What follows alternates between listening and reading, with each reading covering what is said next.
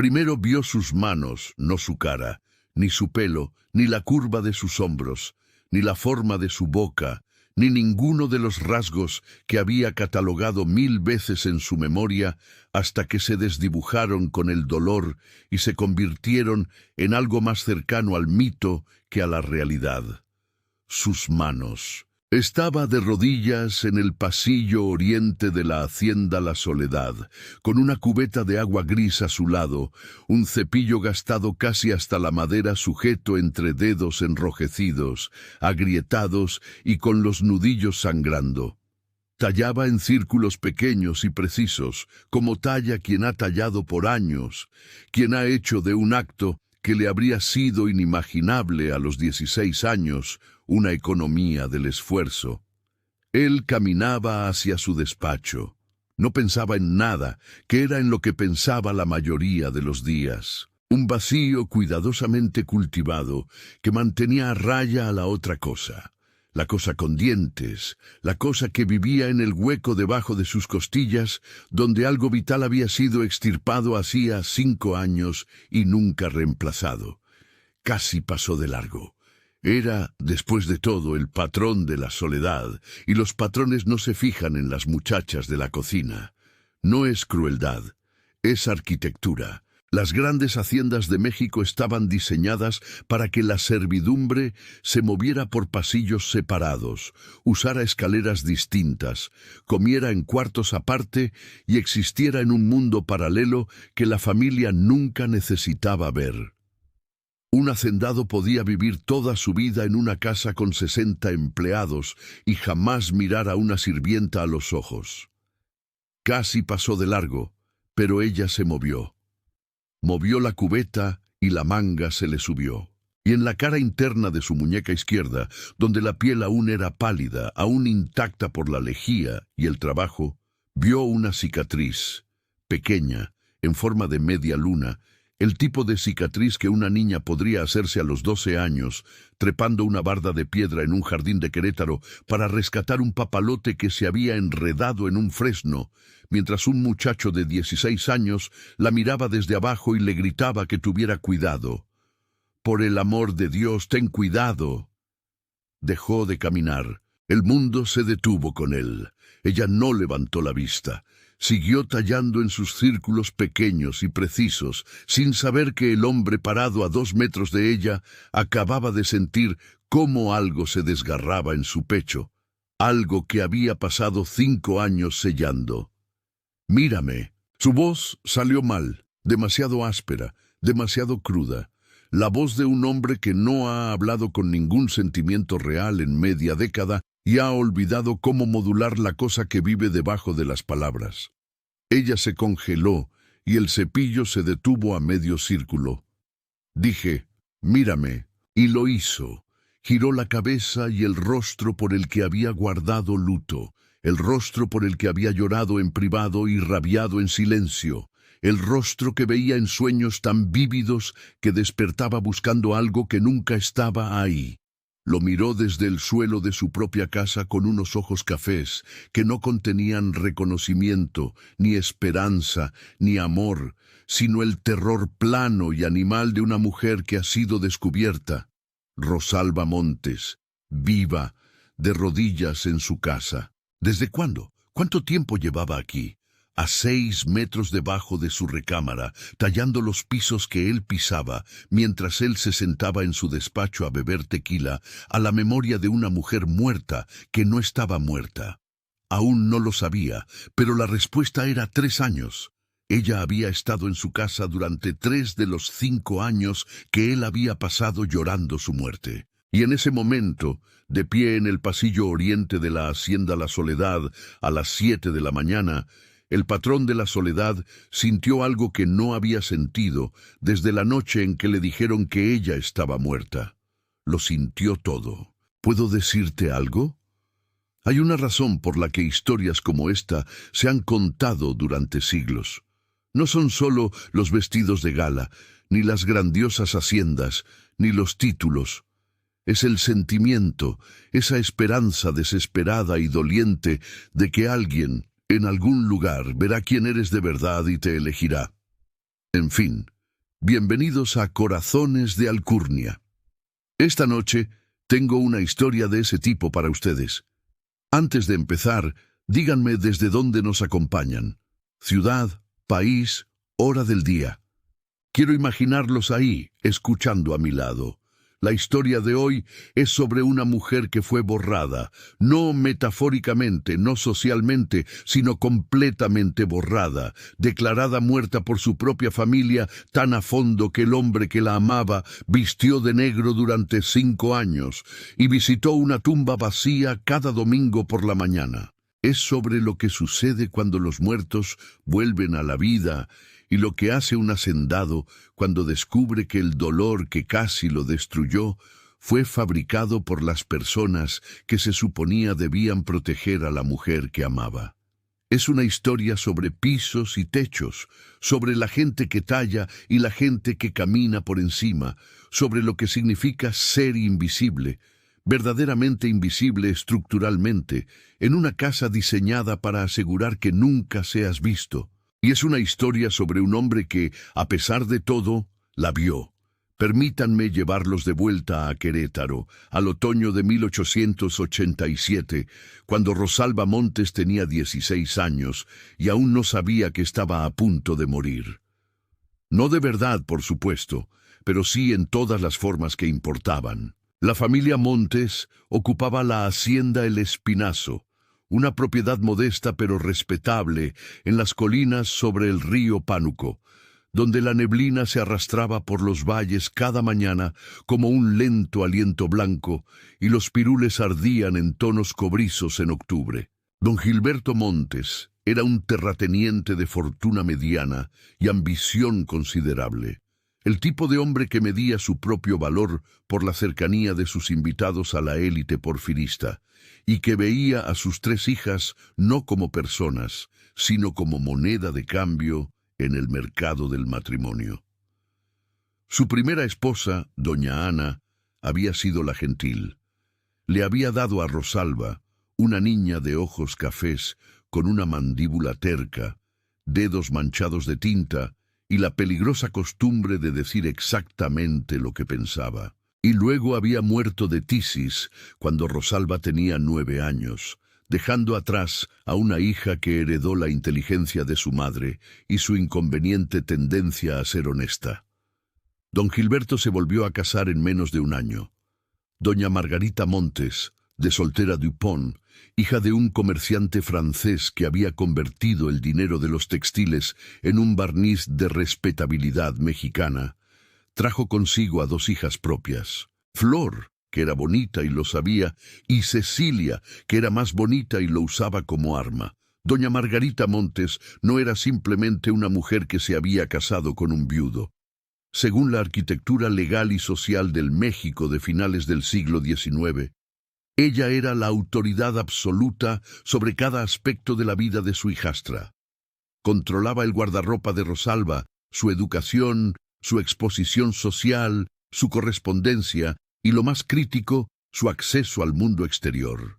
Don Gilberto, consumido por sus propias ambiciones, delegó por completo el manejo de sus hijas a su esposa, de la misma manera que un hombre podría delegar el manejo de sus establos a un caballerango. Mientras los caballos se vieran presentables y no lo avergonzaran en público, no le importaba particularmente cómo fueran entrenados. Doña Margarita miró a Rosalba y vio un problema. No porque Rosalba fuera fea, no lo era. Tenía un rostro que era más interesante que hermoso, cejas marcadas, una boca que se torcía cuando pensaba, ojos cafés que no se perdían de nada.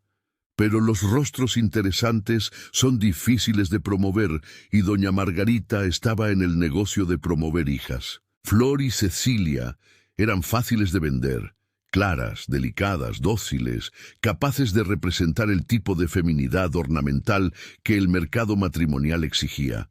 Rosalba no era ninguna de estas cosas. Rosalba discutía. Rosalba leía libros que no eran novelas.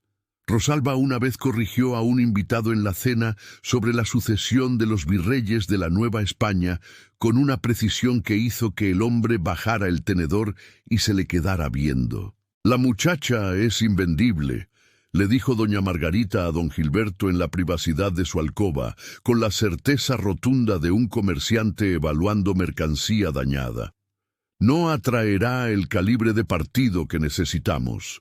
Llama el tipo de atención equivocado. Lo que doña Margarita quería decir era que Rosalba hacía que Flor y Cecilia parecieran sosas en comparación, no porque las eclipsara, no lo intentaba, sino porque la inteligencia tiene una gravedad que la belleza no puede replicar, y los hombres de calidad tendían a gravitar hacia el rincón de Rosalba en el salón, como limaduras de hierro hacia un imán, incluso cuando el imán llevaba un vestido pasado de moda por 3 años y tenía tinta en el pulgar izquierdo.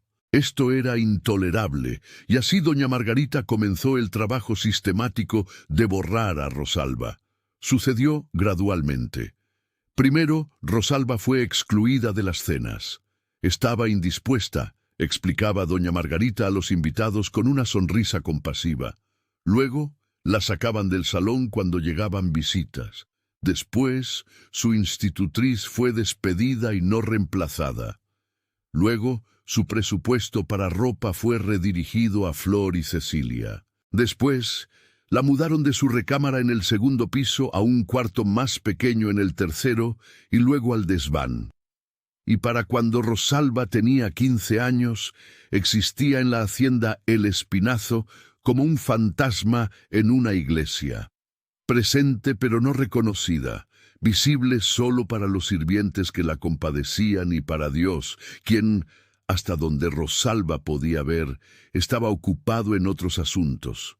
No se quejó, no lloró, leía, estudiaba, guardaba un diario bajo una tabla suelta del piso de su desván, escribiendo a la luz de una vela, con una letra que se hacía más pequeña y precisa a medida que las velas se acortaban y no eran reemplazadas.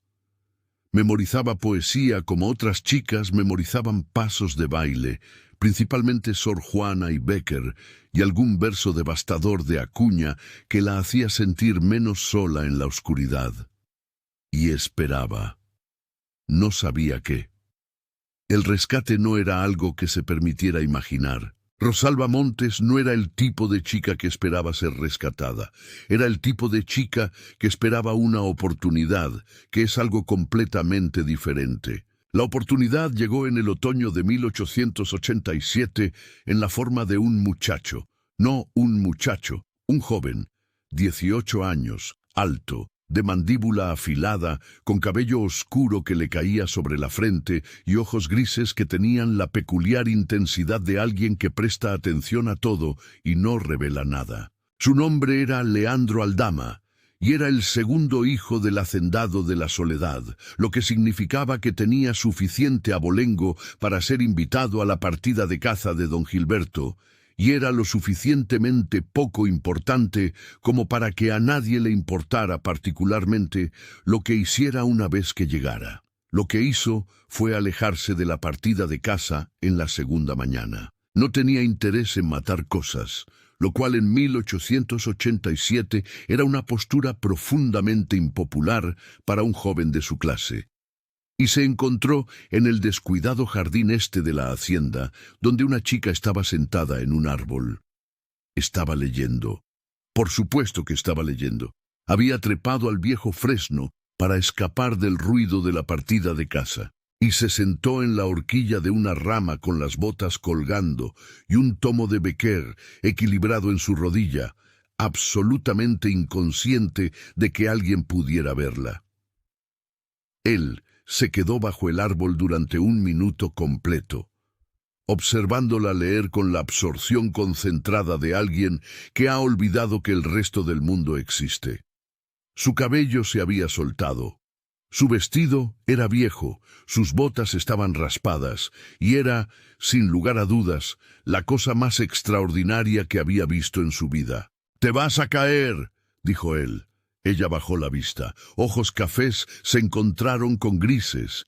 No gritó, no se sobresaltó, no representó el aleteo de sorpresa femenina que había visto a Flor y Cecilia practicar en el espejo. Llevo trepando este árbol desde que tenía 8 años, dijo. Aún no me he caído. Hay una primera vez para todo. También hay una última vez para todo, y pretendo que esta no sea ninguna de las dos. Pasó la página. Se supone que deberías estar cazando cosas. No me gusta cazar cosas. Entonces has venido al árbol correcto. Él se rió. Ella no levantó la vista de su libro, pero la comisura de su boca se movió. Una microexpresión tan pequeña que solo alguien que prestara mucha atención la habría notado.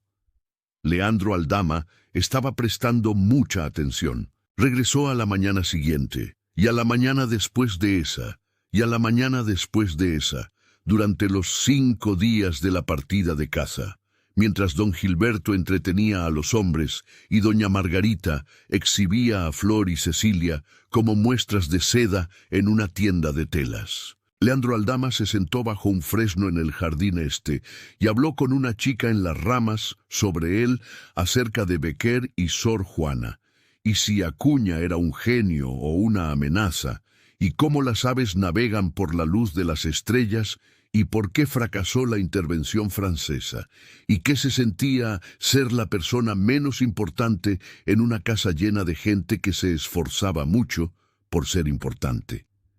Ella le contó cosas que nunca le había contado a nadie, no porque él preguntara, no preguntaba mucho, sino porque escuchaba con una calidad de atención que hacía que el silencio se sintiera generoso en lugar de vacío.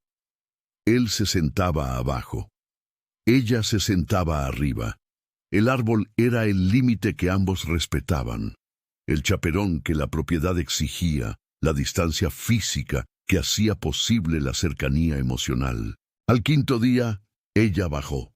Había estado tratando de alcanzar un papalote enredado en las ramas superiores, un papalote de niño, descolorido y olvidado de hacía años, y perdió el agarre en una piedra cubierta de musgo, en la barda del jardín, y se cortó la muñeca izquierda con el borde de la piedra.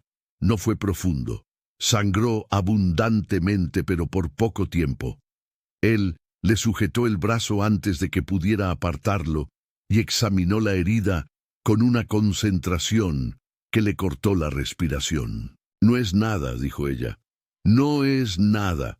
Presionó su pañuelo contra el corte. Su mano estaba cálida. Sus dedos eran cuidadosos.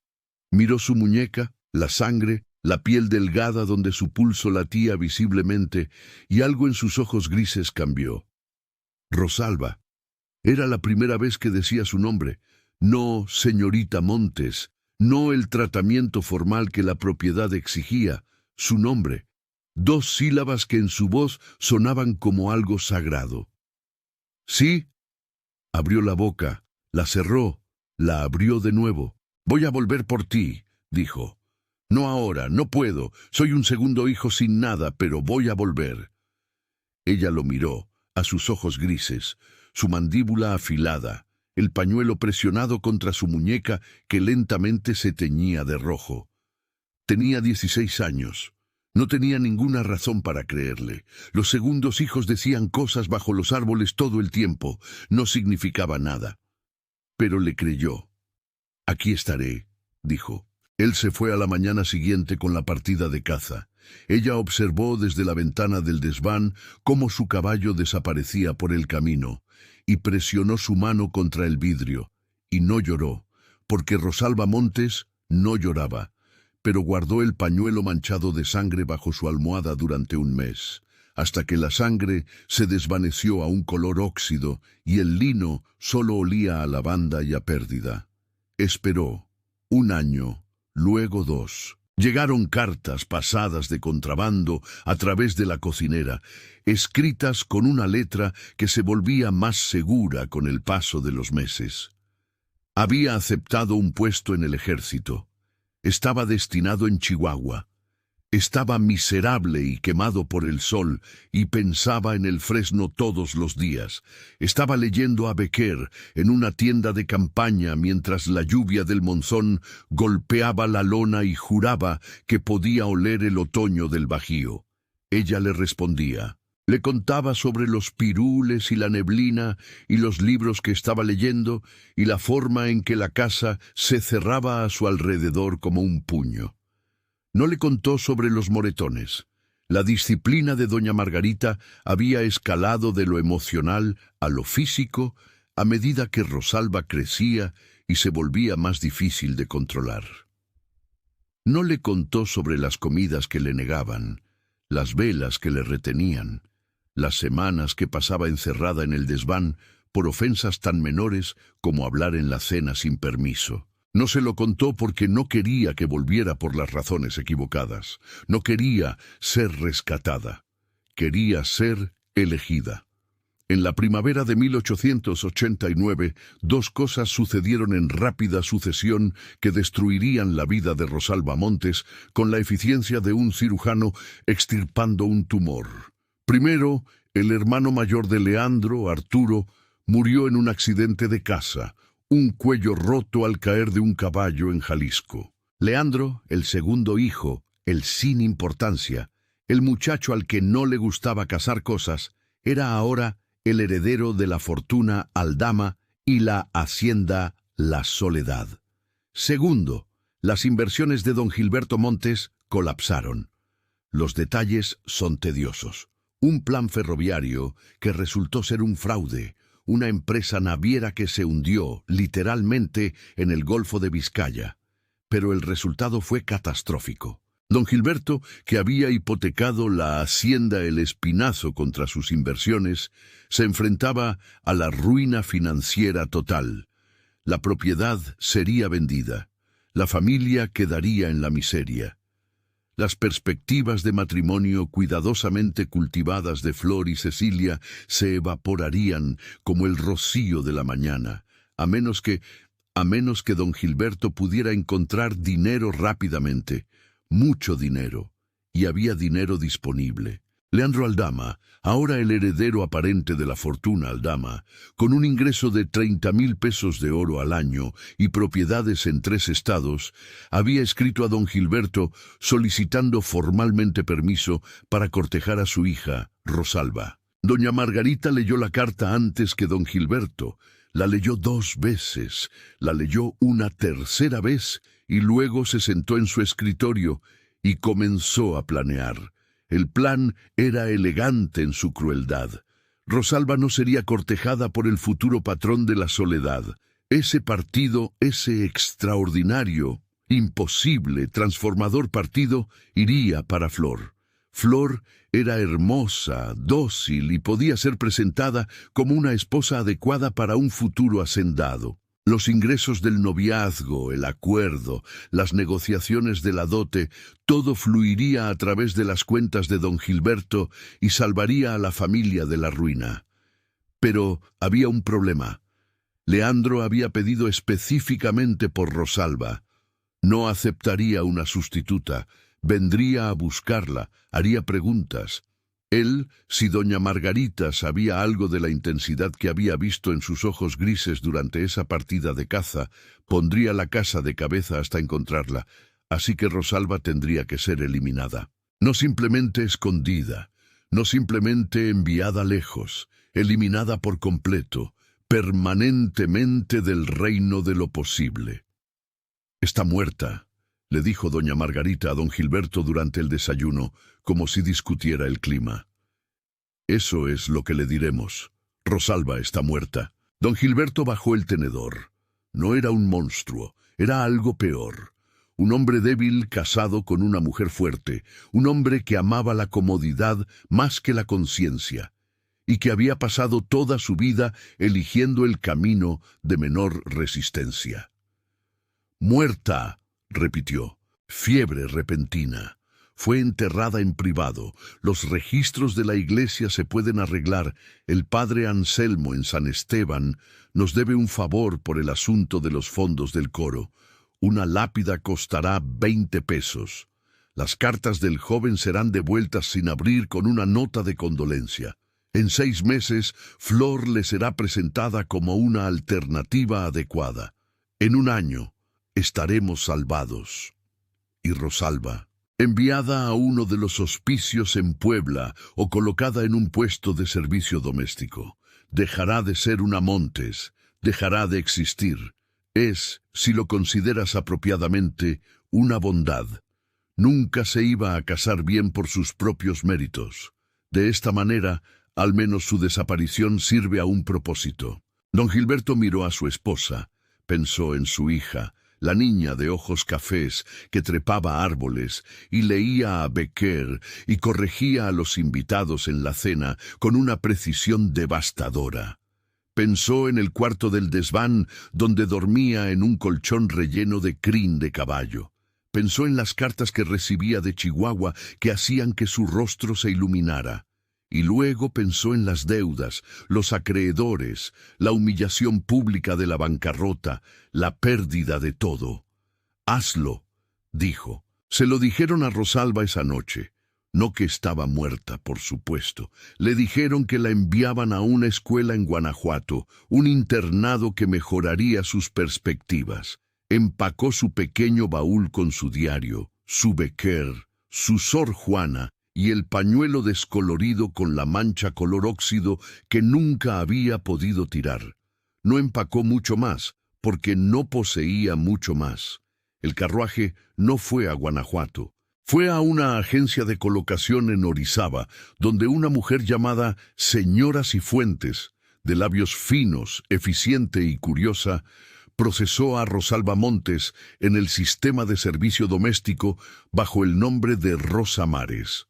Un nuevo nombre, una nueva historia, una nueva vida limpia de todo lo que había venido antes. Tenía 16 años, pesaba 45 kilos. Poseía un vestido, un par de botas, un tomo de Becker, un diario y un pañuelo manchado de sangre que guardaba en un relicario alrededor de su cuello, porque era la única prueba que tenía de que alguien, en algún lugar, la había mirado y había dicho su nombre como si significara algo. No sabía que a 500 kilómetros de distancia, Leandro Aldama estaba abriendo una carta con borde negro que le informaba con pesar que la señorita Rosalba Montes había sucumbido a una fiebre repentina y había sido enterrada en el camposanto de San Esteban, Querétaro, el 14 de octubre.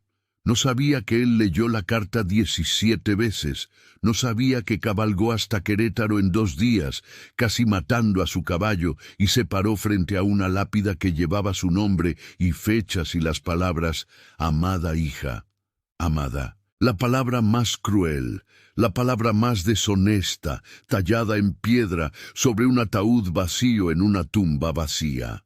No sabía que él cayó de rodillas en el lodo y lloró con una violencia que asustó al párroco, a quien le habían pagado 30 pesos de plata para mantener la farsa, y que se mantenía a una distancia discreta, retorciéndose las manos.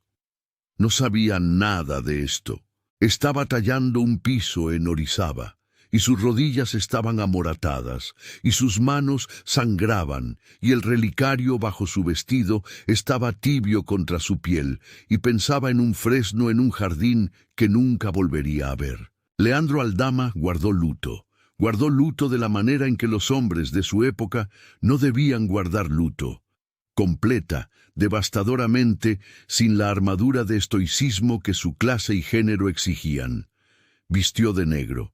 Rechazó invitaciones, cerró la casa de la Ciudad de México y se retiró a la hacienda La Soledad en Veracruz, donde la niebla entraba desde el mar y los pasillos eran largos y fríos y lo suficientemente vacíos como para coincidir con el paisaje dentro de su pecho. Su padre, el hacendado, observó la desintegración de su hijo con la desconcertada preocupación de un hombre que no podía entender por qué alguien lloraría a una chica que nunca había conocido. «Hay otras mujeres», dijo el hacendado en la cena con la ignorancia confiada de un hombre que se había casado por tierras. «La temporada presentará docenas». «No quiero docenas», dijo Leandro. Quería una. Su dolor alarmó a la sociedad. El luto de las mujeres estaba codificado. Crespón negro, plazos específicos, reclusión social, todo dictado por la costumbre y reforzado por la sociedad. Pero se suponía que los hombres debían guardar luto breve e invisiblemente. Un brazalete negro por unos meses, menos eventos sociales por una temporada y luego de vuelta a la vida normal.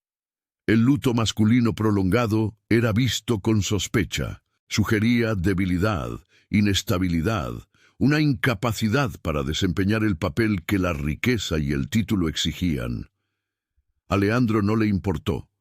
Se retiró de la sociedad con una minuciosidad que alarmó a su familia y fascinó a los chismes de la capital. El futuro patrón de la Soledad desapareció. Circularon rumores. Se había vuelto loco, se había casado en secreto, había entrado en un monasterio, se estaba muriendo de tisis. Ninguno era cierto. Lo que era cierto era más simple y más devastador. Había amado a una chica que murió, y el mundo sin ella era un lugar en el que no podía encontrar una razón para habitar. Su padre murió en el invierno de 1890. Leandro se convirtió en el patrón de la Soledad. Su padre había sido un hombre de gran influencia política y heredó todo. Las haciendas, la fortuna, un lugar en el círculo del poder, los 60 sirvientes, la colección de arte, los establos de carreras, las propiedades en la Ciudad de México, el peso de un título que requería que un hombre funcionara en el mundo. Funcionaba, apenas. Administraba sus propiedades con fría eficiencia, asistía a las reuniones políticas cuando era necesario, ejecutaba sus deberes con la precisión mecánica de un hombre que ha decidido seguir viviendo, pero no ha decidido disfrutarlo. Tenía 30,000 pesos de oro al año y un corazón roto vestido de negro, caminando por habitaciones que eran demasiado grandes para una sola persona. Y cada domingo por la mañana, sin falta, cabalgaba hasta el camposanto de San Esteban en Querétaro y se paraba frente a una lápida que llevaba el nombre de una mujer que en ese preciso momento estaba viva. 3 años después de iniciar su luto, su ama de llaves en la Soledad, una tal doña Elvira, competente, de cabello cano, famosamente eficiente, contrató a una nueva muchacha de cocina. La chica era pequeña, delgada, callada. Dio su nombre como Rosa Mares. Sus referencias, falsificadas por la agencia de colocación, listaban 3 años de servicio en una casa en Puebla. Fue asignada al ala este, el ala de la familia, porque era meticulosa, no se quejaba y críticamente era invisible. Se movía por la casa como una sombra. No hablaba con nadie, mantenía la cabeza gacha, las mangas largas y un relicario escondido bajo el cuello que tocaba inconscientemente 100 veces al día. No sabía en qué casa estaba. Las agencias de servicio doméstico de la época operaban con una profunda indiferencia a las circunstancias personales tanto del empleador como del empleado. La señora Cifuentes en Orizaba había colocado a Rosa Mares en la hacienda La Soledad porque el puesto estaba disponible, el salario era aceptable y la ubicación era suficientemente remota. El nombre La Soledad no significaba nada para Rosalba. Había conocido a Leandro como el señorito Aldama, segundo hijo del hacendado. El poder y el título principal vinieron después de que ella fuera borrada. No tenía forma de conectar al patrón de la Soledad con el muchacho que se había sentado bajo su párbol, e incluso, si lo hubiera sabido, no habría importado. Rosalba Montes estaba muerta. Rosa Mares, la muchacha de cocina, la que tallaba pisos, la mujer invisible en el pasillo este, era todo lo que quedaba. Y había aceptado esto de la misma manera que uno acepta el clima. No con aprobación, sino con el entendimiento práctico de que la resistencia es inútil y la energía se gasta mejor sobreviviendo. Sobrevivió durante 3 años, sobrevivió en su casa, talló sus pisos, pulió sus barandales, vació sus ceniceros, Se movió por sus pasillos en las horas antes del amanecer, cuando el ala de la familia estaba en silencio y el único sonido era el siseo de su cepillo contra la piedra. Vivía en un cuarto bajo las escaleras, que medía 2,5 metros por 2 y contenía una cama estrecha, un lavabo, una vela y un libro de Becker, tan gastado que el lomo se había desintegrado y las páginas se mantenían unidas con hilo. No sabía que el hombre que caminaba sobre ella, cuyas botas oía en las tablas del piso, cuya sombra vislumbraba ocasionalmente al final de un pasillo antes de bajar la vista y volverse invisible, era el mismo hombre que había presionado un pañuelo contra su muñeca sangrante bajo un fresno en un jardín de Querétaro y había dicho: «Voy a volver por ti». Él había vuelto.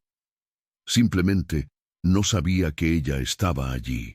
Los sirvientes sabían quién los empleaba en los términos más vagos: el patrón, su señoría. No socializaban con la familia, no comían con la familia, no miraban a la familia. Y Rosalba había perfeccionado el arte de no mirar.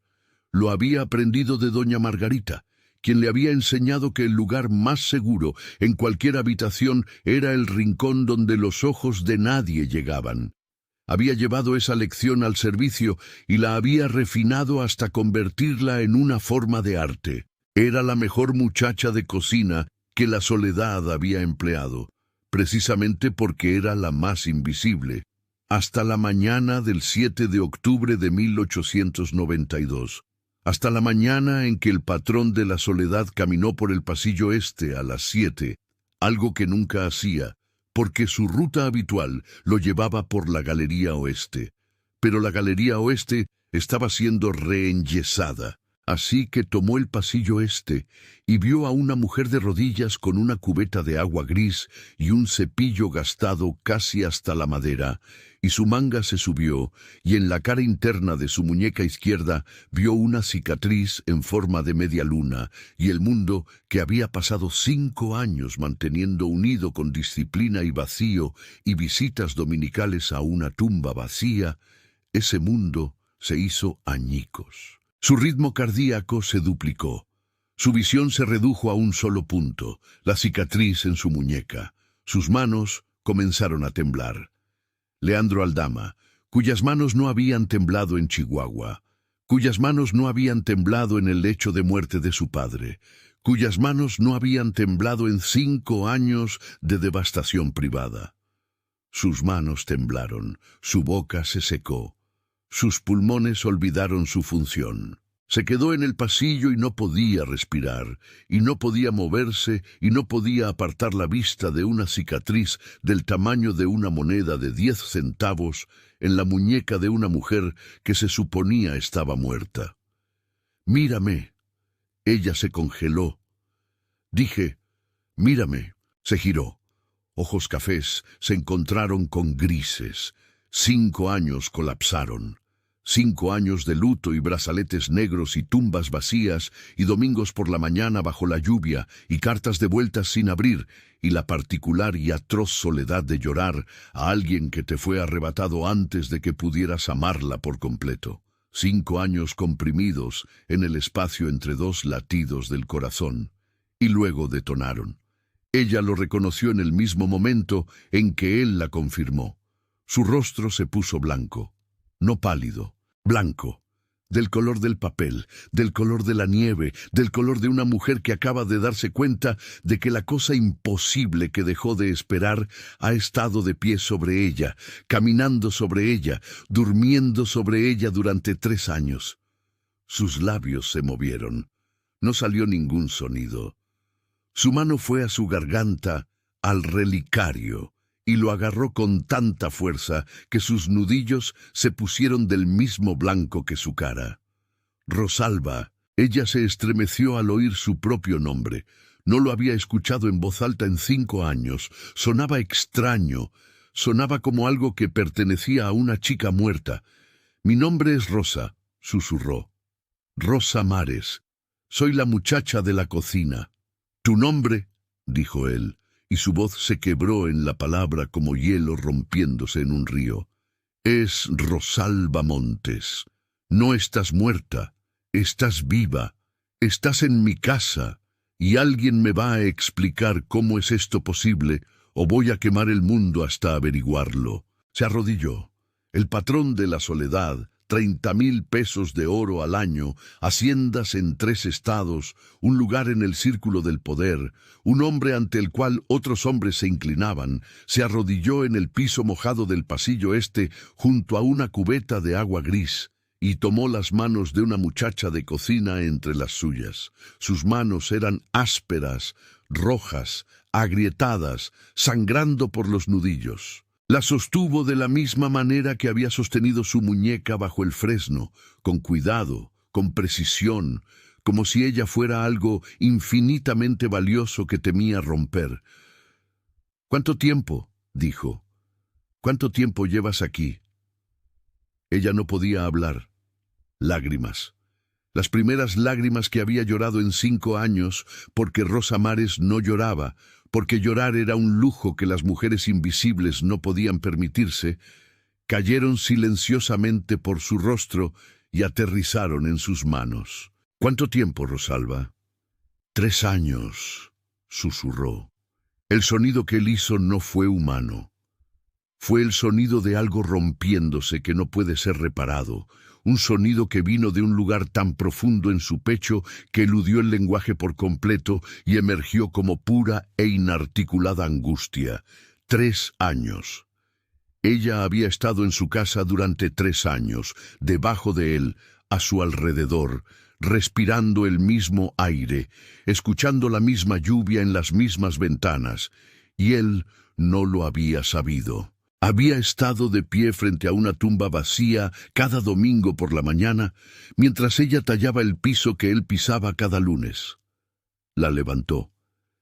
Ella se paró frente a él, pequeña y delgada, y temblando en el vestido gris de una sirvienta, con un cepillo en una mano y lágrimas en el rostro. Y él la miró con una expresión que combinaba dolor y furia y ternura y devastación en proporciones para las que el idioma español no tiene una palabra. «¿Quién hizo esto?». Su voz era baja, controlada, el tipo de calma que precede a una avalancha. «¿Quién me dijo que estabas muerta?». «Mi padre, mi madrastra, me dijeron que iba a una escuela en Guanajuato. El carruaje fue a Orizaba en su lugar, a una agencia de colocación. Me dieron un nuevo nombre. Ellos...». Se detuvo, tragó saliva. «Te dijeron que estaba muerta. Hay una lápida con tu nombre en el camposanto de San Esteban. He estado frente a ella cada domingo durante 5 años». Algo se rompió en su rostro. No lágrimas, algo más profundo. La comprensión de que mientras ella había estado tallando pisos y convenciéndose de que había sido olvidada, él había estado arrodillado ante su tumba. Mientras ella había sido invisible, él había estado de luto. Mientras ella había aceptado ser borrada como su destino, él había sido destruido por ello. «No lo sabía», dijo. «No sabía que era tu casa, no sabía que eras... Me dijeron que tu apellido era Aldama. Nunca me hablaron del patrón de la Soledad. Yo no...». «Basta». Le tomó el rostro entre ambas manos. Sus palmas estaban cálidas contra su piel fría. Sus ojos grises sostuvieron los de ella con una intensidad que llevaba 5 años de retraso. «Nada de esto es tu culpa. ¿Me entiendes? Nada. Ni un solo momento de los últimos 5 años es tu culpa». Detrás de ellos pasos. Una criada apareció al final del pasillo, vio al patrón de la Soledad sosteniendo el rostro de una muchacha de cocina entre sus manos y dejó caer la charola que llevaba. La loza se hizo añicos contra la piedra. El sonido resonó por el pasillo como un disparo. El patrón no se dio la vuelta. «Manden llamar a doña Elvira», dijo sin apartar la vista del rostro de Rosalba. «Díganle que prepare la recámara de huéspedes azul. Manden llamar al doctor Herrera. Manden llamar a Corcuera. Y manden por mi abogado a la Ciudad de México. Que esté aquí para mañana por la noche. Usen el expreso. Su señoría, comenzó la criada. Ahora. La criada huyó. Volvió a mirar a Rosalba. Todavía temblaba, todavía sostenía el cepillo de tallar. Se agachó suavemente, se lo quitó de la mano y lo dejó en el suelo, y el pequeño ruido que hizo al caer fue el sonido de una vida terminando y otra comenzando. «Ven conmigo», dijo. «No puedo. Los pisos no están...» «Rosalba». Su voz fue tan gentil que dolió. «Nunca volverás a tallar otro piso, ni en esta casa, ni en ninguna casa, nunca más. Ven conmigo». Ella lo miró a sus ojos grises, a su mandíbula afilada, más viejo ahora, surcada por 5 años de un dolor que ella podía leer como texto en una página, al saco negro. Todavía vestía de luto. Se dio cuenta, por ella. Todavía estaba de luto por ella. Tomó su mano áspera, agrietada, sangrante, en la de él. Las mismas manos, las mismas personas, diferentes en todas las formas que no importaban, e idénticas en la única forma que sí.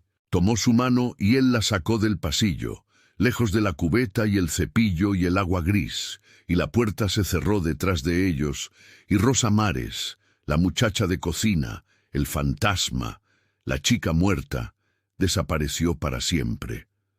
Rosalba Montes había vuelto a la vida. Lo que sucedió después no fue romántico. Fue médico, práctico y profundamente incómodo, porque la realidad de 5 años de desnutrición, exceso de trabajo y privación emocional no se resuelve con una sola escena dramática en un pasillo. El doctor Herrera llegó en menos de 1 hora.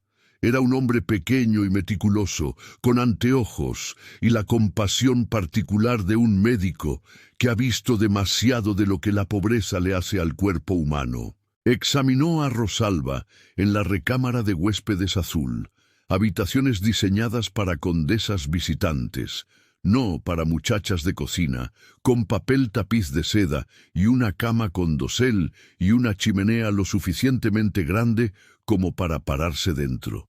Y su informe al patrón fue entregado en privado, en voz baja y con el tono medido de un hombre que se esfuerza mucho por no expresar la furia que siente.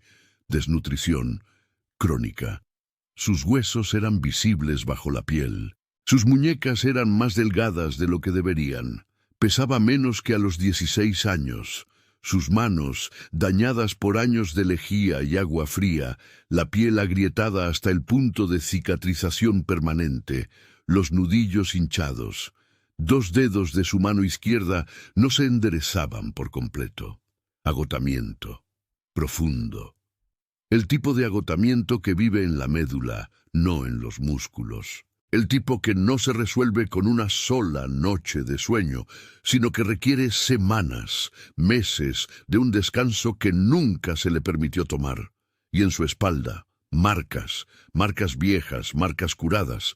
El tipo de marcas que deja un cinturón o una vara, administradas repetidamente durante años por alguien que entendía que una sirvienta que no podía quitarse el vestido frente a otros, nunca podría mostrar la evidencia. Leandro escuchó el informe del doctor Herrera en su despacho. Se sentó muy quieto. Sus manos estaban planas sobre el escritorio. Sus ojos grises estaban fijos en un punto en algún lugar de la distancia media. Y si hubieras estado en esa habitación, habrías sentido bajar la temperatura, porque lo que se estaba construyendo dentro del patrón de la soledad no era ira. Era algo más frío, más antiguo, algo que tenía dientes y paciencia y una excelente memoria. Las marcas en su espalda, dijo. ¿De cuándo son? Algunas son de hace años, otras son más recientes. Dentro de los últimos 2 o 3 años, estimaría. Dentro de los últimos 2 o 3 años, lo que significaba que mientras estaba aquí, en su casa, bajo su techo, alguien la había estado golpeando mientras estaba a su servicio, en su casa, y él no lo había sabido porque no había mirado, porque los patrones no miran a las muchachas de cocina, porque la arquitectura del servicio en México estaba diseñada para asegurar que las personas que mantenían una gran hacienda fueran tan invisibles como las tuberías que llevaban el agua. ¿Quién?, dijo una palabra tan baja como un puño cerrado. El doctor Herrera dudó. La señorita Montes, no quiso decir. Se angustió cuando le pregunté. Leandro se puso de pie. Caminó hacia la ventana. Miró los terrenos de la hacienda La Soledad, sus terrenos, su casa, su responsabilidad, y pensó en una chica de rodillas en su pasillo, tallando sus pisos con las manos sangrantes, y tomó una decisión que tardaría 18 meses en ejecutarse y que terminaría con la destrucción completa y sistemática de la familia Montes. Pero eso vendría después. Primero, había algo más importante. Fue a verla. Estaba sentada en la recámara de huéspedes azul, en una silla junto a la ventana, con un vestido limpio que doña Elvira había encontrado. Le quedaba demasiado grande, colgando de sus delgados hombros como una vela en un día sin viento. Y miraba los terrenos de la hacienda con la expresión de alguien que ha despertado de un sueño y aún no está segura de qué mundo es real. Él se sentó en la silla frente a ella, no demasiado cerca. Entendió, con la intuición de un hombre que había pasado 5 años aprendiendo la geografía de la pérdida, que la proximidad requería permiso, y el permiso requería confianza, y la confianza requería tiempo. «Necesito hacerte preguntas», dijo, «y necesito que sepas que me digas lo que me digas, nada cambiará entre nosotros. Nada». Ella lo miró. Sus ojos cafés eran cautelosos, evaluadores, los ojos de una mujer que había aprendido que la amabilidad solía ser el preludio de la crueldad y que aún no podía permitirse creer lo contrario. «¿Qué preguntas?» «¿Quién te lastimó?» «Aquí, en esta casa, las marcas en tu espalda». El doctor Herrera las vio. «¿Quién?» Su rostro se cerró. Las persianas bajaron. Las mismas persianas que había aprendido a operar en la hacienda El Espinazo, las que la convertían de persona en una superficie, lisa e impenetrable e imposible de alcanzar. «No importa». «A mí me importa». «¿Por qué?» La palabra salió más dura de lo que pretendía. «¿Por qué importa? Soy una muchacha de cocina. He sido una muchacha de cocina durante 5 años. Antes de eso, era un fantasma en el desván. Antes de eso, era un estorbo. ¿Por qué algo de esto te importa a ti?» Él se inclinó hacia adelante sin tocarla, sin alcanzarla, simplemente inclinándose con los codos en las rodillas y sus ojos grises al nivel de los de ella, y su voz firme a pesar de que todo dentro de él temblaba. «Porque he estado de pie frente a tu tumba cada domingo durante 5 años, porque he vestido de negro por una mujer que amé cuando tenía 16 y nunca dejé de amar cuando creí que estaba muerta, porque estás viva y estás aquí y alguien te lastimó en mi casa, bajo mi techo, y no lo vi porque estaba demasiado ocupado en mi luto para mirar a las personas que me mantenían vivo». Hizo una pausa. «Por eso importa». Ella lo miró fijamente.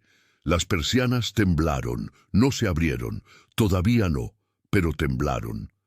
«El señor Fuentes», dijo en voz muy baja, «el submayordomo. Cuando llegué, él quería ciertas cosas. Me negué. Los golpes fueron su respuesta. Doña Elvira no lo sabe, nadie lo sabe. Es cuidadoso. Espera hasta que la casa está en silencio». Dijo esto en el tono plano y práctico de alguien que describe el clima.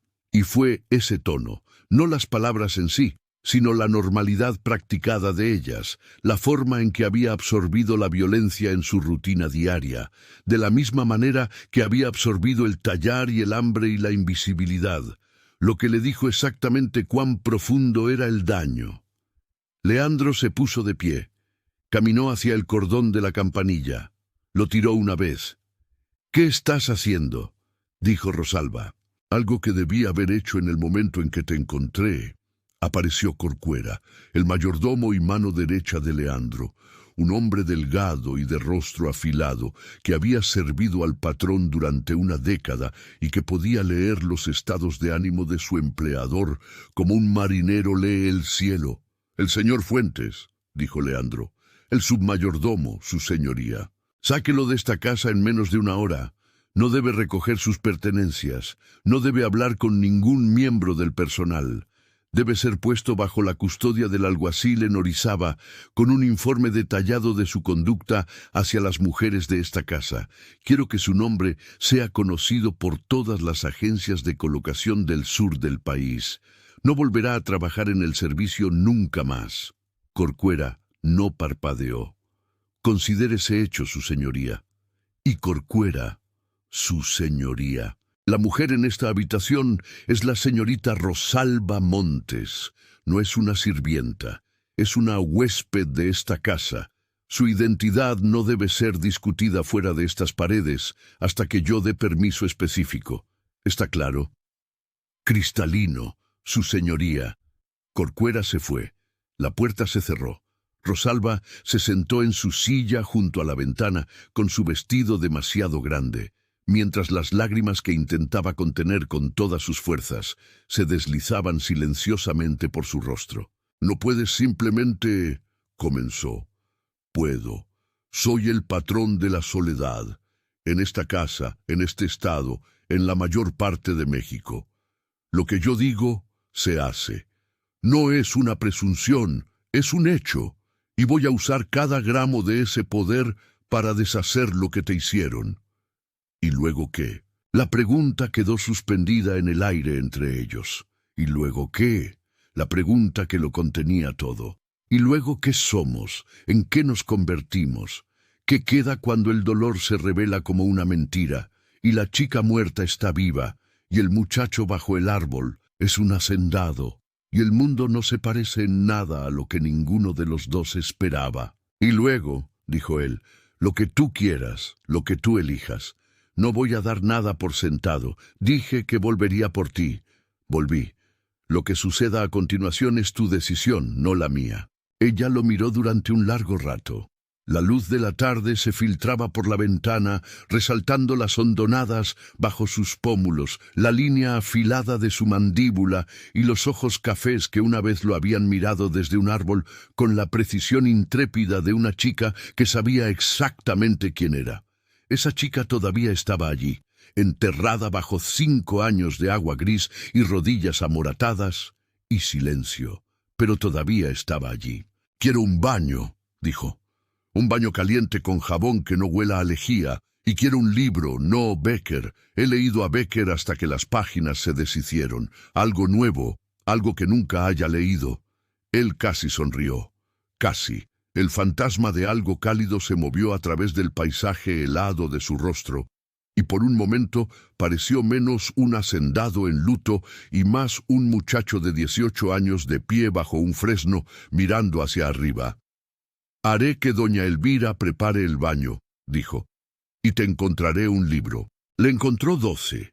Fue a la biblioteca, su biblioteca, 3000 volúmenes, del suelo al techo, y se paró entre los estantes y trató de elegir un libro para una mujer que había pasado 5 años leyendo el mismo tomo de Becker a la luz de una vela en un cuarto de 2 por 2,5 bajo las escaleras, y no pudo elegir uno, así que eligió 12. Los llevó él mismo. No dejó que un lacayo lo hiciera. Subió las escaleras y recorrió el pasillo hasta la recámara de huéspedes azul, y los dejó fuera de su puerta en una pila que le llegaba a la rodilla, con una nota encima que decía simplemente: «Empieza por donde quieras». Ella abrió la puerta 1 hora después, limpia, con un camisón fresco que doña Elvira le había encontrado, su cabello castaño húmedo y suelto sobre los hombros, y vio los libros, y se sentó en el suelo del pasillo, y presionó su rostro contra el volumen superior, y lloró. No lágrimas silenciosas esta vez, llanto de verdad, el tipo de llanto que suena como algo siendo liberado de una jaula. Feo, jadeante, convulsivo. El dolor acumulado de 5 años derramándose en un pasillo a las 9 de la noche, en una casa donde había tallado los pisos durante 3 años, sin ser vista ni una sola vez. Él la escuchó desde el despacho de abajo. No fue hacia ella.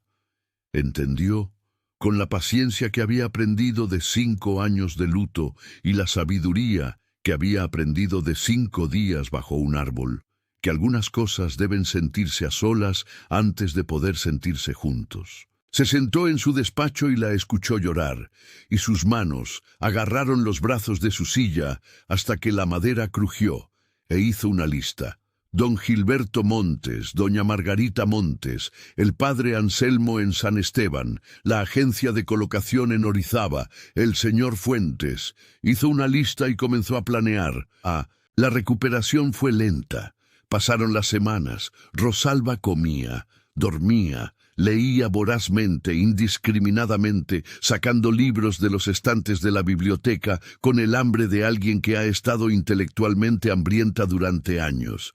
Leía filosofía natural, e historia y poesía y novelas, y una monografía sobre los patrones de migración de los charranes árticos que encontró inexplicablemente fascinante. Leía en la recámara de huéspedes azul, en la biblioteca, en el jardín cuando el clima lo permitía, acurrucada en el alféizar de la ventana del salón de la mañana, con una manta sobre las rodillas y una taza de té que sostenía con ambas manos, porque el calor todavía se sentía como un lujo.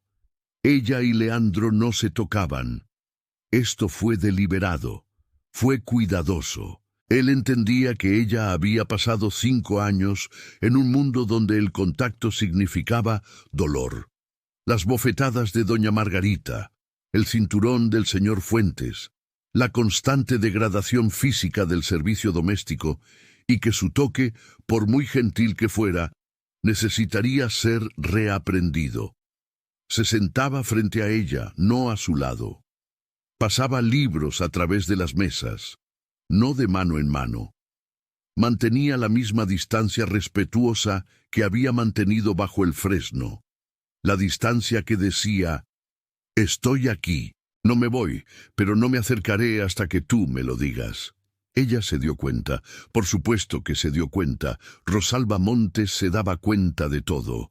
Era su don y su maldición, la hiperconciencia de una mujer que había sobrevivido leyendo habitaciones y rostros y silencios, de la misma manera que otras personas leen libros. Se dio cuenta de la distancia. Se dio cuenta de la forma en que su mano se extendía hacia un libro que ella sostenía y luego se redirigía, colocando el volumen en la mesa entre ellos en lugar de rozar sus dedos. Se dio cuenta de la forma en que se sentaba en la silla frente a ella, siempre enfrente, nunca al lado, como si el 1,5 metros de alfombra entre ellos fuera un foso que él mismo había cavado y que no cruzaría sin invitación.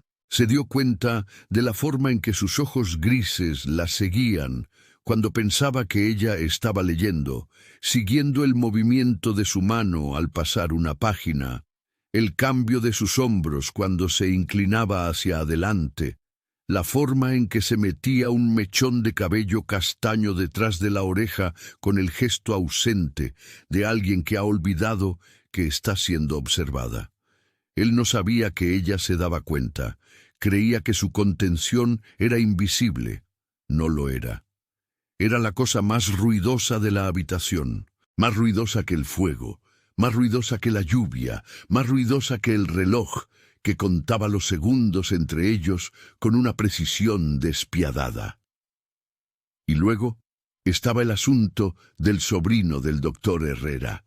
El joven Oliverio Herrera llegó a la hacienda La Soledad en la 4ª semana de la recuperación de Rosalba, enviado por su tío para entregar suministros médicos y verificar el progreso de la paciente. Tenía 26 años, cabello claro, alegre, con la confianza fácil de un hombre que ha crecido cómodo en el mundo y nunca le han dado una razón para desconfiar de él.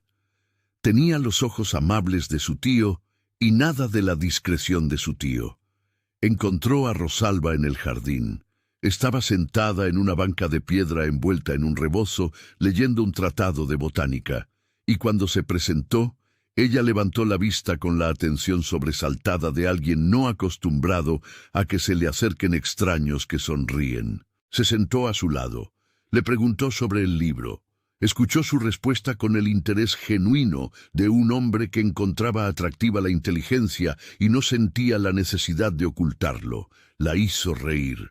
Un sonido pequeño y sorprendente, como una puerta abriéndose en una habitación que había estado sellada, y ella se cubrió la boca con la mano, como si la risa se hubiera escapado sin permiso.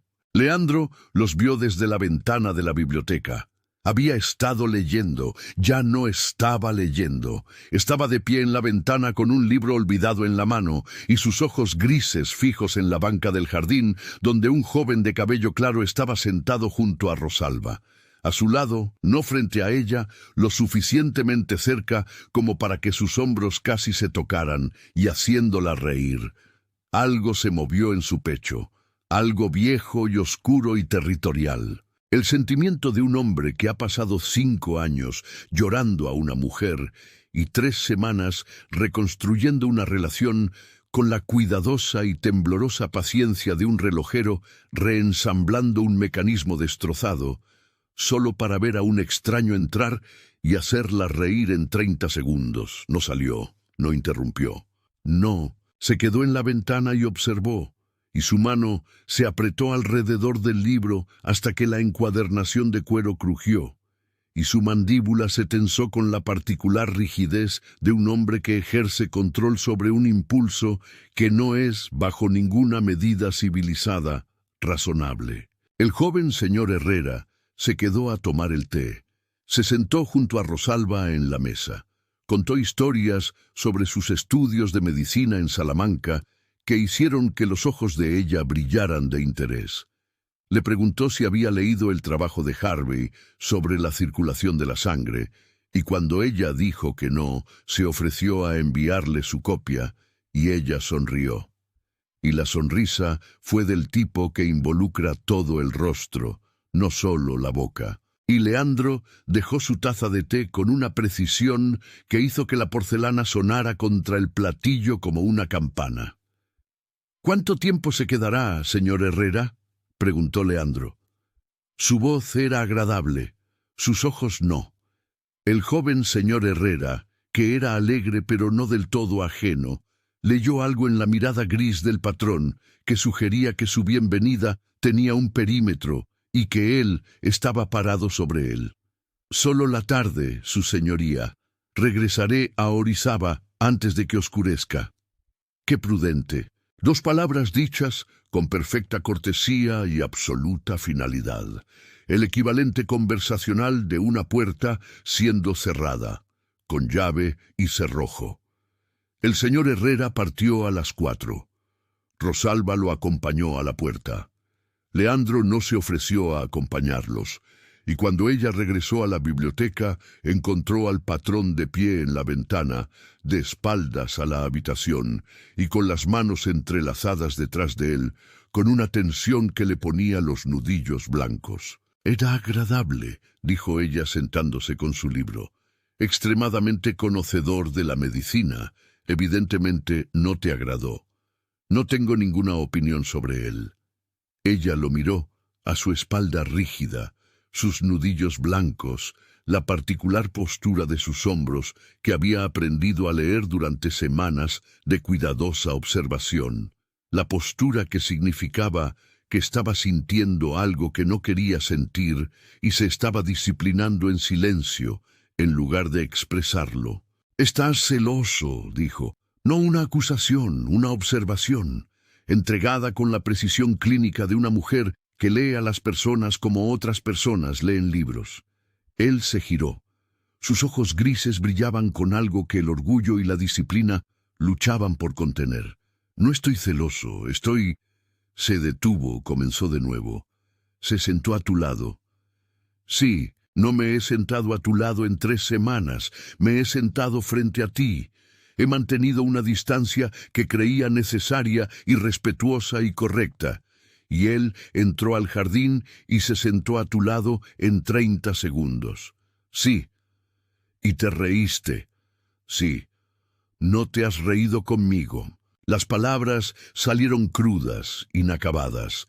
La voz de un hombre que acaba de descubrir una herida que no sabía que tenía.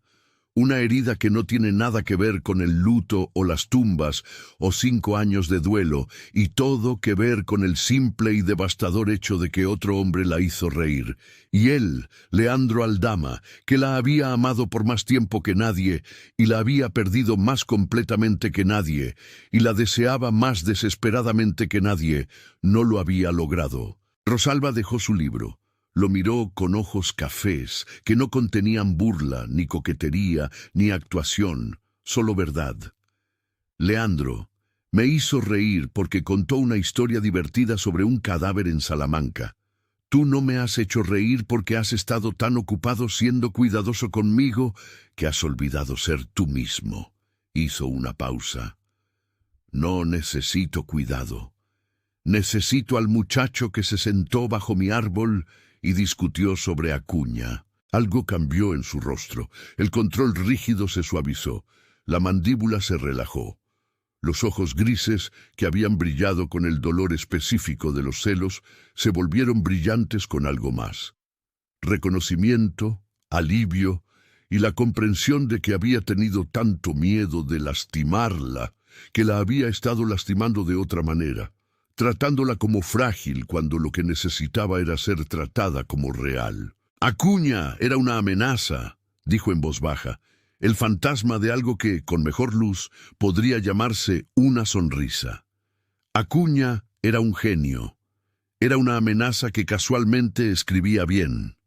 Eso es lo más ridículo que has dicho en tu vida. Y una vez me dijiste que los pájaros navegan con imanes. Navegan con imanes. Hay evidencia científica.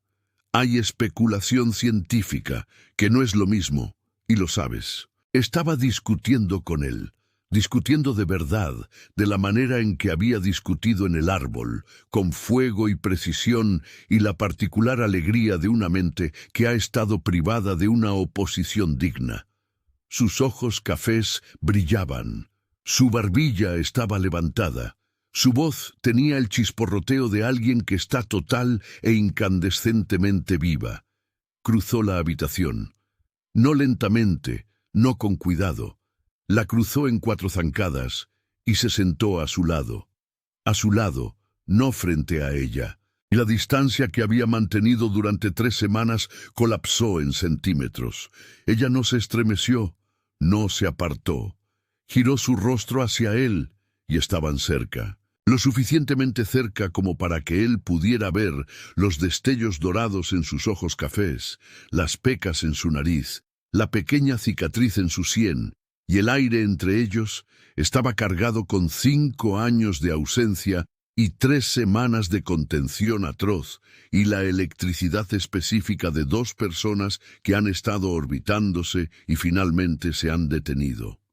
«Estoy sentado a tu lado», dijo él. «Me di cuenta. ¿Es aceptable?» Ya era hora. Su mano se movió lentamente. No con cuidado, sino lentamente, la lentitud de la intención en lugar de la vacilación.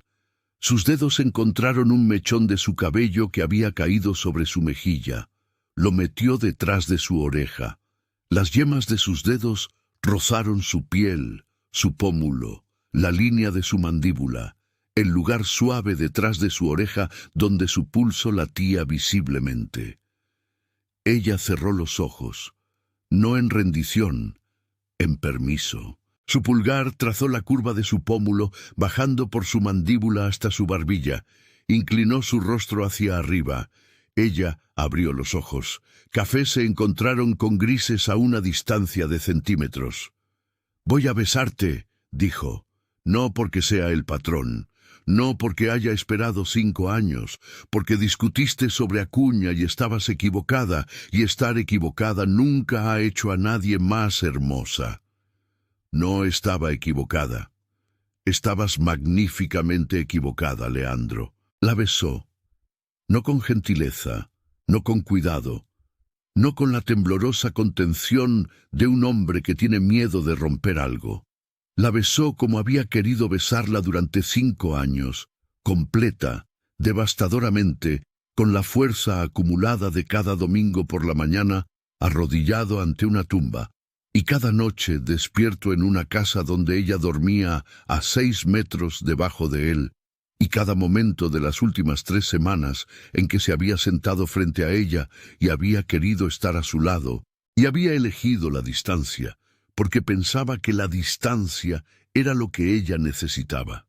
Ella le devolvió el beso. Sus manos con cicatrices se aferraron al frente de su saco. Lo atrajo más cerca, no con gentileza, no con cuidado, con el hambre de una mujer que había pasado 5 años llevando un relicario contra su piel e imaginando este momento exacto y descubriendo que la realidad superaba la imaginación por un margen que la mareaba. Y se besaron hasta que el fuego crepitó y los separó de un sobresalto. Y luego se miraron, respirando con dificultad, y la expresión en su rostro, sorprendida, sonrojada, feroz, con la particular alegría de una mujer que acaba de descubrir que estar viva se siente incluso mejor de lo que recordaba, fue la cosa más hermosa que él había visto en su vida. «Para que conste», dijo ella, ligeramente sin aliento. «Sigo pensando que Acuña era un genio». «Para que conste», dijo él igualmente sin aliento, «no me importa.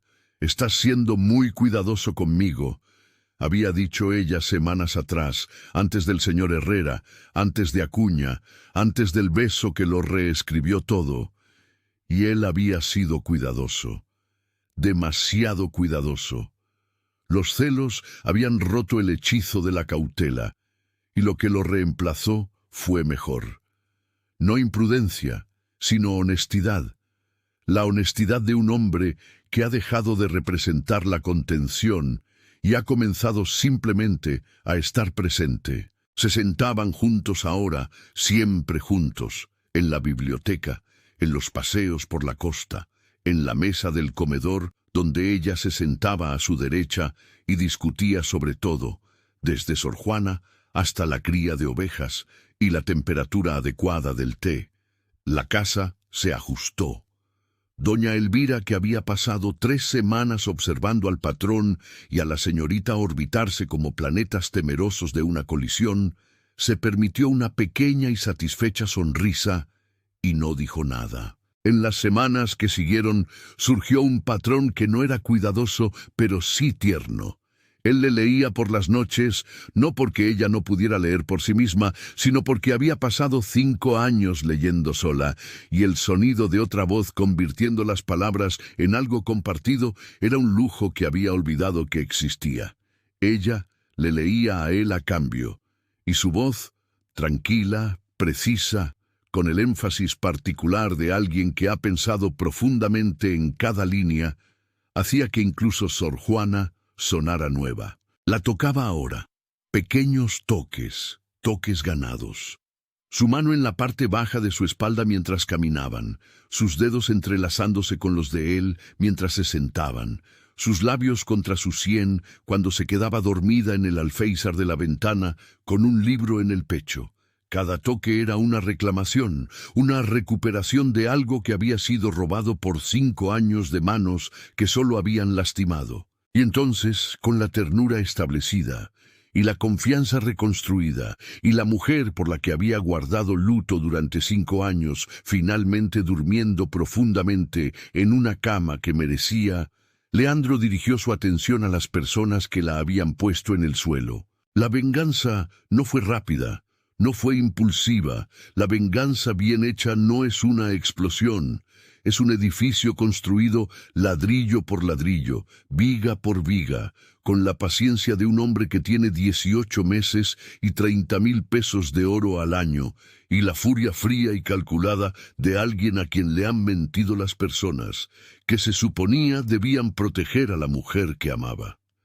Leandro comenzó con información. Corcuera, la mano derecha del patrón, que había servido en inteligencia militar antes de entrar al servicio privado, fue enviado a Querétaro con un mandato simple: Averígualo todo. Averigua cómo Rosalba fue declarada muerta. Averigua quién lo arregló. Averigua quién se benefició. Averigua a dónde fue el dinero. Averigua cuánto le pagaron al párroco y qué le dijeron a la agencia de colocación y qué pasó con las cartas que se enviaron a la familia de una chica muerta y fueron devueltas sin abrir. Corcuera fue minucioso. En 6 semanas había reunido un expediente que se leía como una acusación penal.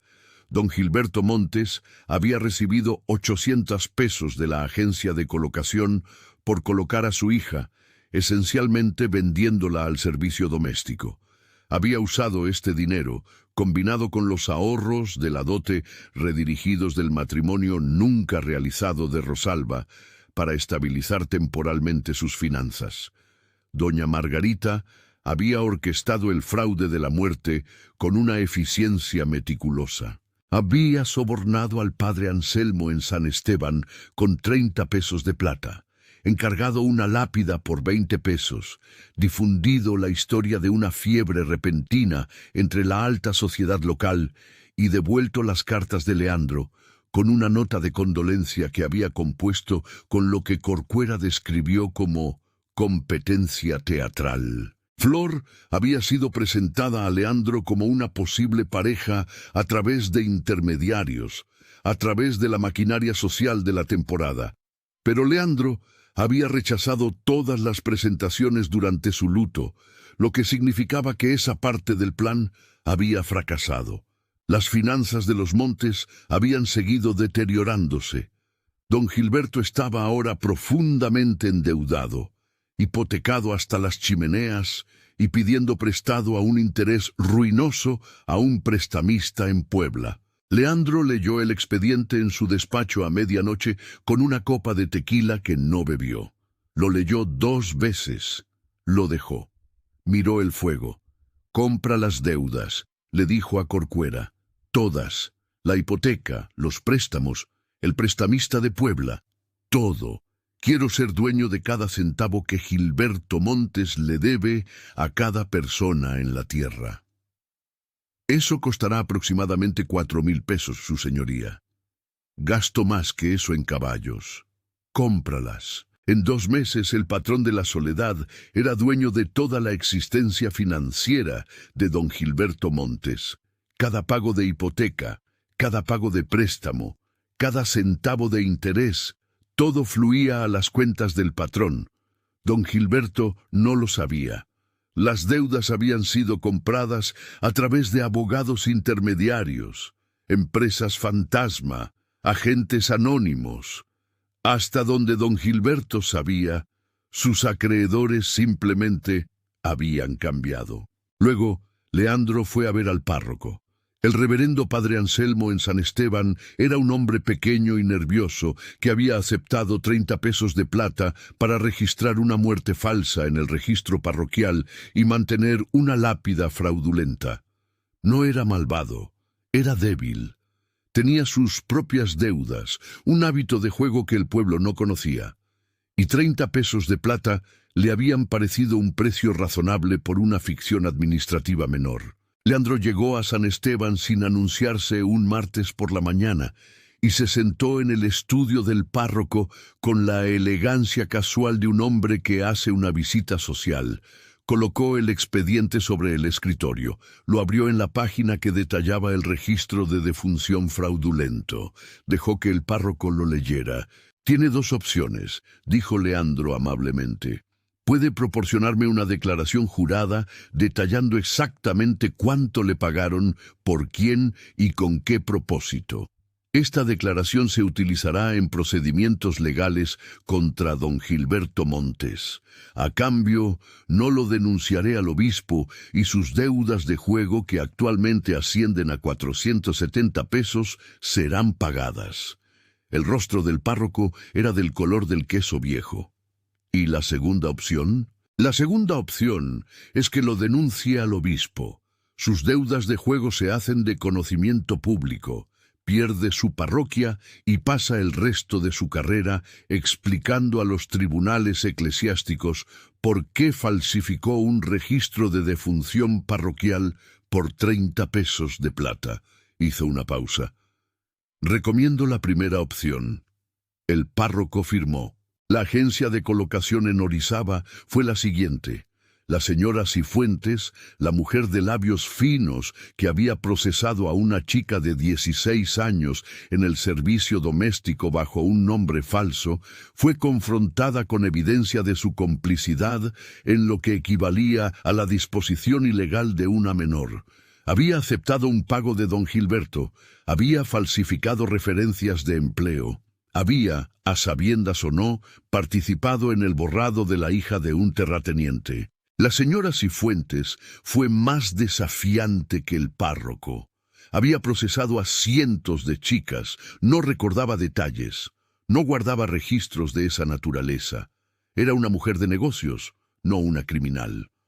Corcuera colocó un solo documento en su escritorio, una carta de la oficina del secretario de Gobernación solicitando su cooperación en una investigación sobre el tráfico ilegal de menores al servicio doméstico.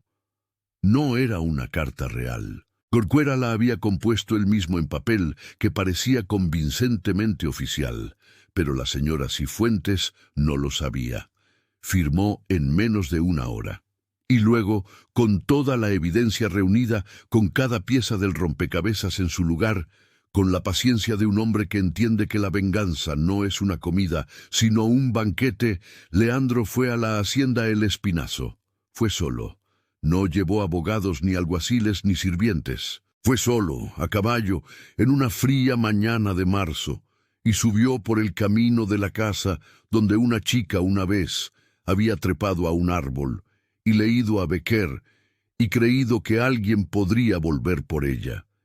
Y la casa estaba disminuida, la pintura descascarada, los jardines descuidados, el fresno en el jardín había sido talado.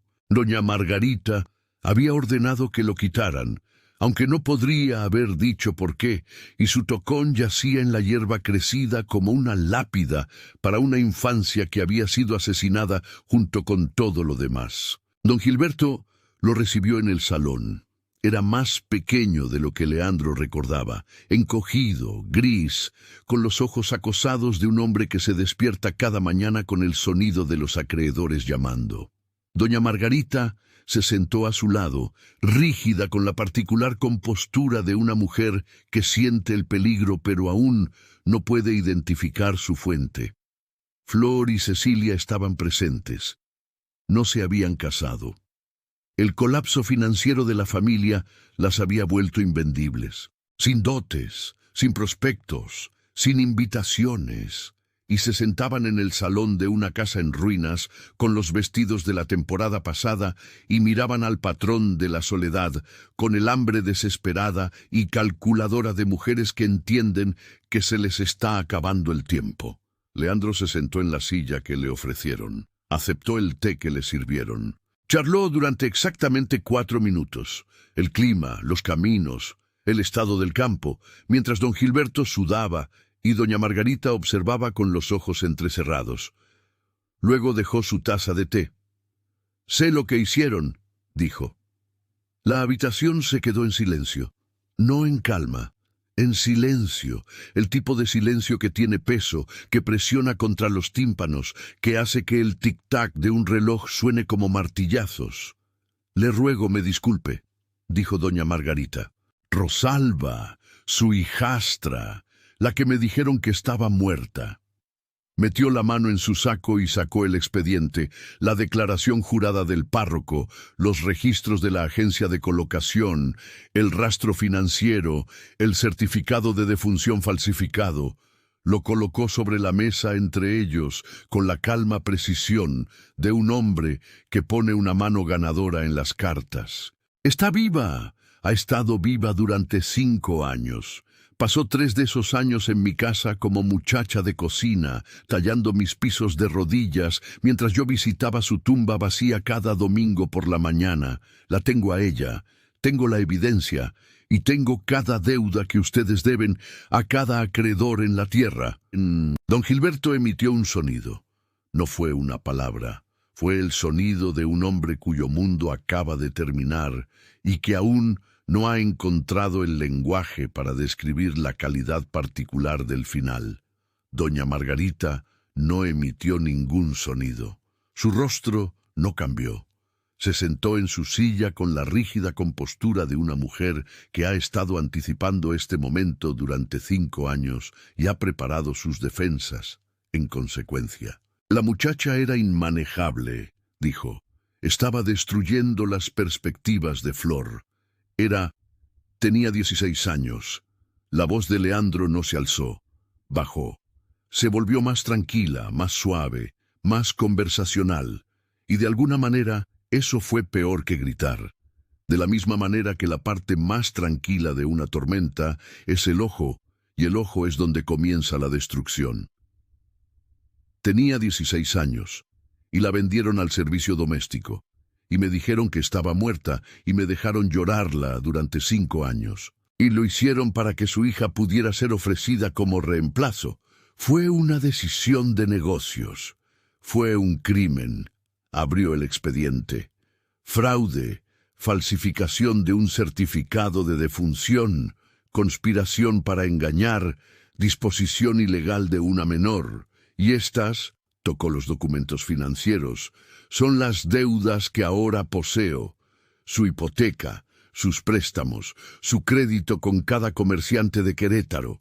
Lo poseo todo, cada centavo, cada peso, cada piedra de esta casa. Don Gilberto lloraba en silencio, patéticamente, las lágrimas de un hombre que no le queda valor y nunca tuvo mucho para empezar. ¿Qué quiere?, preguntó doña Margarita. Su voz era firme, sus ojos no. Quiero 3 cosas. Primero, firmarán una confesión completa, cada detalle, el párroco, la agencia, la muerte falsa, el motivo. Esta confesión quedará en manos de mis abogados. Si algún miembro de la familia Montes contacta a Rosalba, se acerca a Rosalba, le escribe a Rosalba o habla de Rosalba, esta confesión será entregada al secretario de Gobernación, al obispo de Querétaro y a todos los periódicos de la Ciudad de México.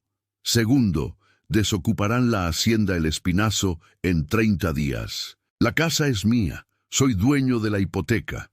Se les proporcionará una casita, modesta, remota, suficiente. Vivirán allí en silencio y no aparecerán en sociedad y no usarán el nombre Montes en ningún contexto social nunca más.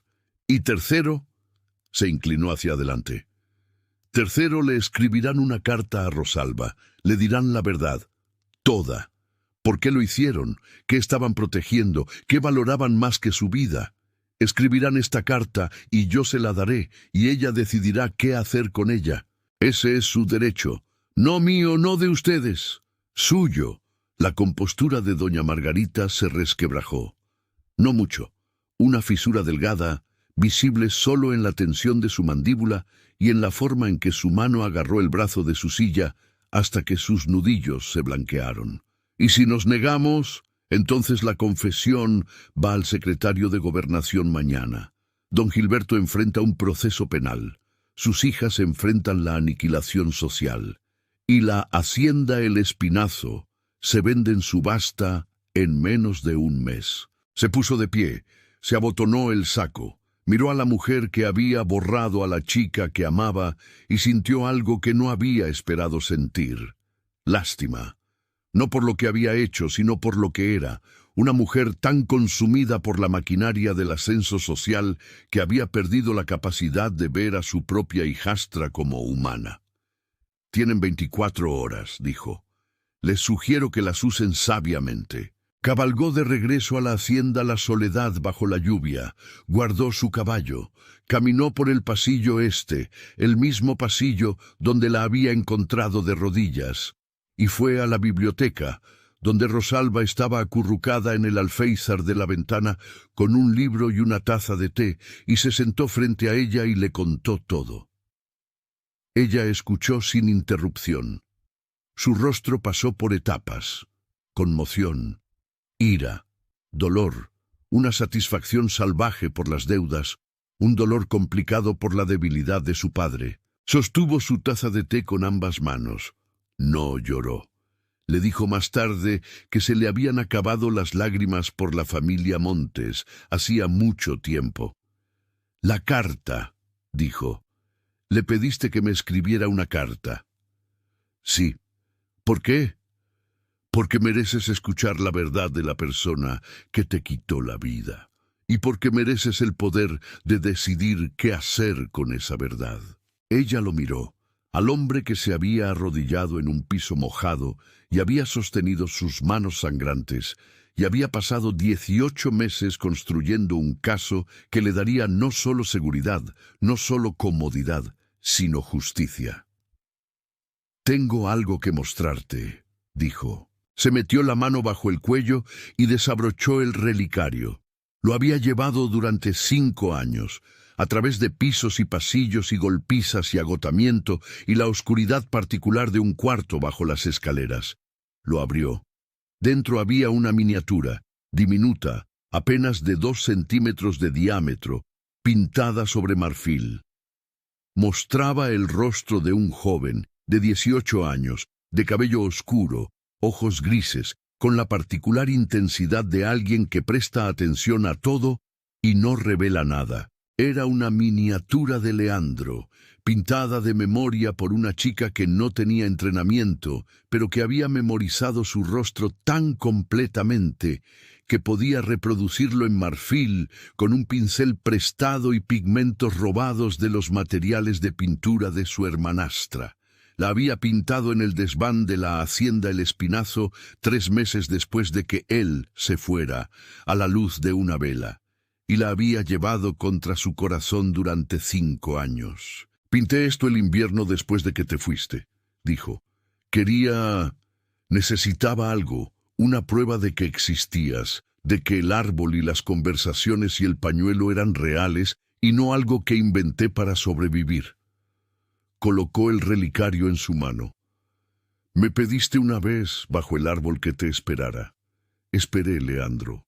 No por un hacendado, no por dinero o un título o un rescate. Por ti». El muchacho al que no le gustaba cazar cosas. Él miró la miniatura, su propio rostro pintado por una chica de 16 años en un desván a la luz de una vela, llevado contra su piel a través de 5 años de una vida que debería haber sido suya para compartir.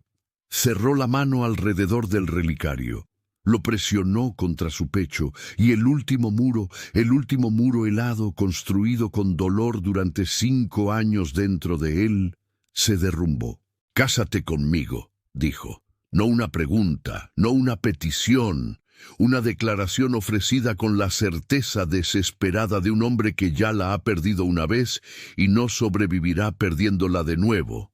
No porque sea el patrón, no porque pueda darte haciendas y bibliotecas y un título.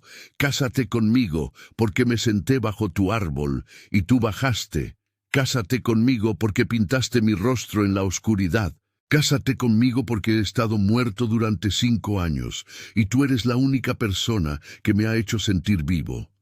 «Sí», dijo ella, una palabra, sin vacilación, sin cálculo, sin sopesar opciones o evaluar circunstancias o realizar la cuidadosa deliberación que la sociedad exigía a las mujeres cuando recibían propuestas de hacendados.